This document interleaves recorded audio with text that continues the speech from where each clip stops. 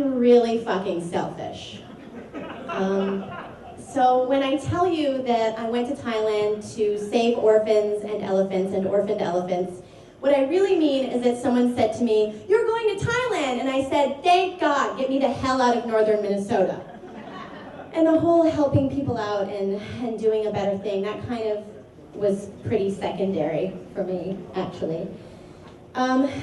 I mean, I just wanted to get out of there, even if it meant eventually that I would have to climb a mountain through a jungle and be hit on by Thai construction workers, who I can tell you are exactly like American construction workers, and that American construction workers are not anything like the Diet Pepsi commercials of the 90s would have us believe. But let's go back. That's not really what this story is about. I mean, it kind of is, but it's also about friendship and steak and shrimp and bad boyfriends and all kinds of things. But mostly what it's about is it's about my best friend. Jesse James Leon is the shit. And I'm not one of those people that goes around saying, you know, OMG, we're best friends, let's go do best friend things like best friends do. I'm not one of those people, and it didn't really occur to me that he's my best friend until he introduced me as his best friend by saying, "This is my best friend Allison, who broke my heart into a million pieces like this." Which is in reference to the fact that apparently when we met, he had a crush on me and I didn't know about it.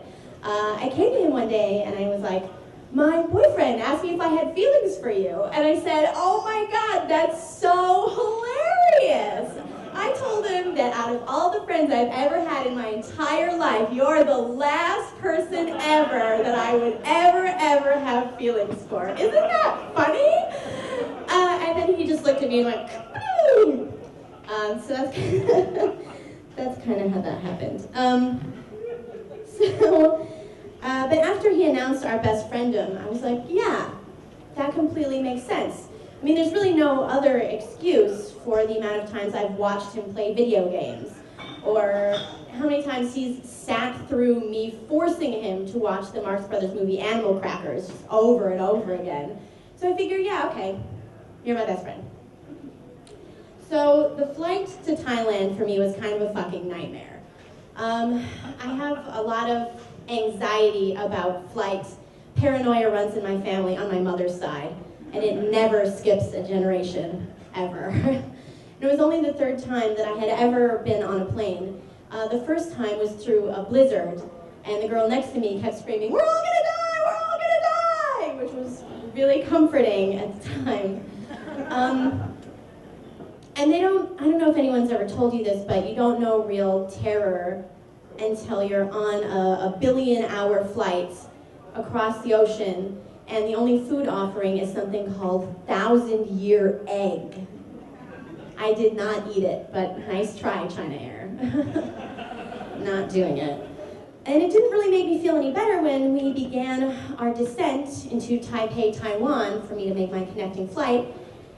And they start playing this video, and this soothing music comes on, and this voiceover comes on that says what to do if you're worried that you might be coming down with a slight case of bird flu or tuberculosis. So to try to distract myself from that, I look out the window and I notice that the air in Taipei is green. I guess because everything is made in Taiwan. I met Jesse when I was 19 years old. I was directing a production of Neil Simon's Barefoot in the Park. And I really, really needed a Victor Velasco. And a friend of mine said, "Oh, I have this brother and he doesn't really have a lot of stuff to do." So I figured he was perfect. And I don't know, I mean, Jesse's a bad actor. He's not terrible, he's not completely terrible, but on a scale of Robert Pattinson in Twilight to Laurence Olivier in Hamlet, not Laurence Olivier in Othello because of the whole blackface thing, but he's somewhere near being like a Jack Black in pretty much anything, I guess. I don't know if you remember this, but in the classic 1967 film version of Barefoot in the Park, Victor Velasco was played by Charles Boyer, who was 67 years old and had a smooth French accent. So I put a hat on Jesse. I've called it a day. Guys, it is really hot in Thailand, like really, really hot, like 3 showers a day hot, like face melting type of hot. And I don't know if I'm covering it up really well, but I'm not what you would call outdoorsy. I like to smell nice, I wear heels a lot, I drink a lot of iced raspberry mochas.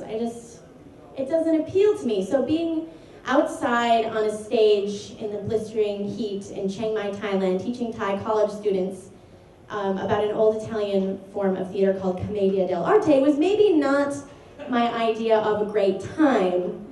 But like I said, I was so excited to get out of the tundra, I didn't really care. And I had a good time in between layers of sunscreen, but that took up a lot of energy for me. The short version is that my college acting professor kind of plucked me up and said, you're coming to Thailand and we're going to raise money for this orphanage where a lot of the children have AIDS, and the Asian Elephant Hospital where elephants go to get prosthetic legs, so no big deal. Totally normal. Jesse likes to order the steak and shrimp every time. And if you're going to lunch or dinner with him, it means that you're paying, because he never, ever, ever, ever has any money. And you know how when you go out to dinner with someone and they offer to pay, you don't order the most expensive thing on the menu just so that you're not a jerk? He doesn't do that. He gets the surf and turf, even at Chili's, and it's always the most expensive thing on the menu, and he eats the hell out of it. The food in Thailand is really good. It's amazing, and it's all like $1. It's so cheap. Just never, ever order a cheeseburger there, because you will regret it for a long time. Somebody told me that, a friend told me that. And everything has squid in it. Even the potato chips are spicy chili squid flavor. I didn't eat any of those either. So I had this boyfriend before I went to Thailand, this nightmare, train wreck, shitstorm of a boyfriend. He was horrible. And apparently he's a really nice guy now, so good for everyone else. But at the time he was pretty bad. He was really bad, but I was terribly, terribly, terribly, terribly in love with him, and I'd do anything for him. That kind of love, that kind of love where you just want to set yourself on fire, or, kind of love where you feel like every step you take, another 50-pound weight has been added to your body, and it's just breaking your back more and more with each step, but you can't stop. The kind you almost go to jail for.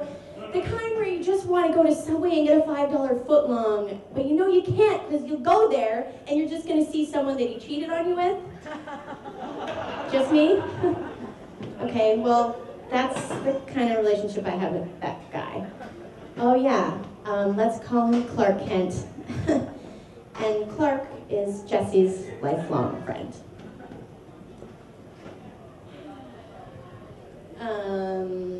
Sorry. Okay, so it had to be over 100 degrees in Chiang Mai, Thailand, the day that I went to the Vieng Ping Children's Home. It's an orphanage. And I was dressed as a commedia clown, wearing thick cotton, brightly colored man jammies, is all I can call them. And I insisted on painting my face, even though I knew it was just going to melt and I would look terrifying to the children, or maybe that's why I did it, I don't know. So we went there to entertain them for a while, and I knew there was going to be a lot of them, and it was going to be weird and not enough, handlers for all the kids and all that kind of thing. But we went there to entertain them, and I got there, and I couldn't believe how many of them there were, and so many of them were babies. They were babies or toddlers, and we knew some of them had to be very sick, but we didn't know which ones. and they were everywhere, and so we performed the opening of our show for them. And they loved it. And they had no idea what we were talking about. They had no idea, but to this day, it is the best audience that I have ever had, and they had no idea what we were saying, and they probably don't even remember it. Leaving there was really hard, mostly because, not because they were crying or anything, but because they weren't doing that, because it's like they were used to it. People come here, and then they play with us, and then they always, always, always leave.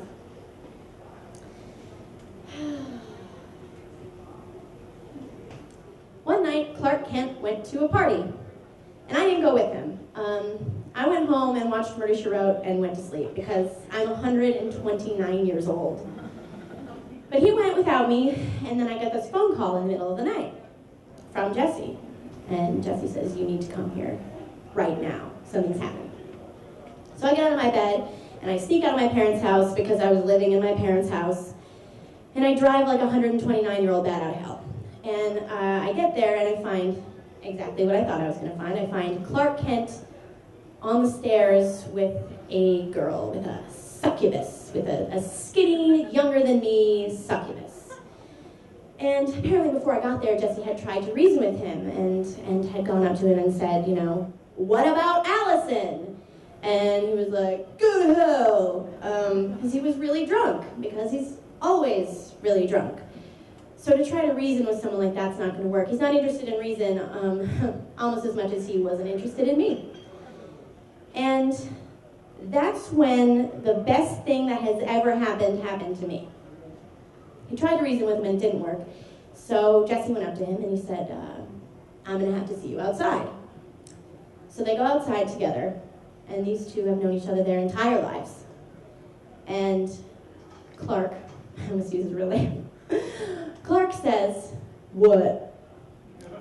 And Jesse looks him in the eye, and he says, who the fuck do you think you are? And he punches him right in the face.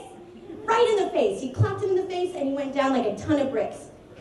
And it was the best goddamn thing anyone has ever done for me, that is for sure.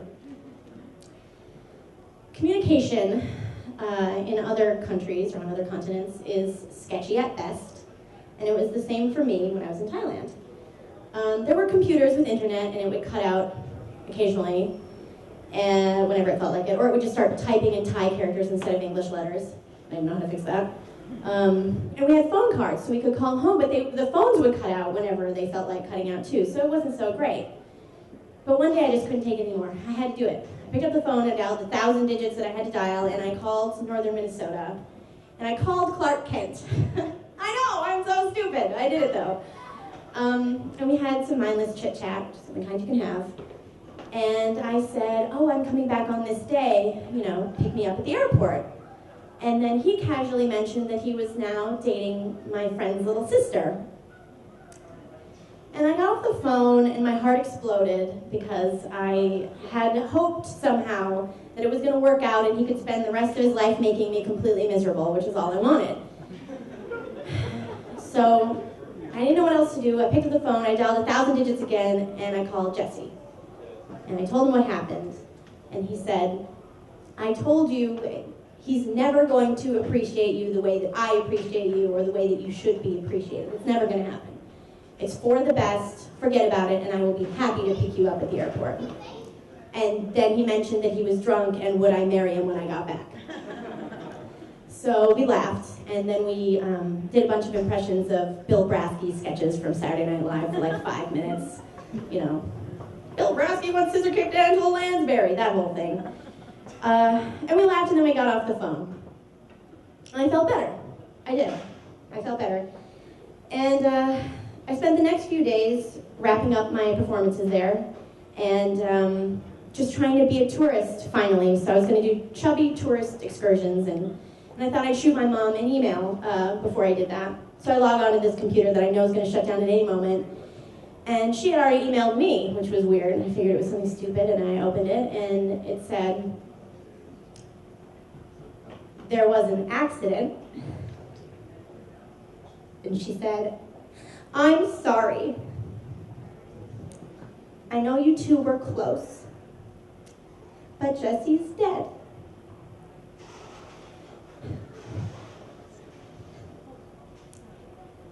I don't remember a lot from the next couple of days after that.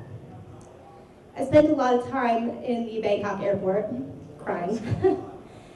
I think I even cried in my sleep, curled up in a plastic chair. But everything was duty-free, so it's okay.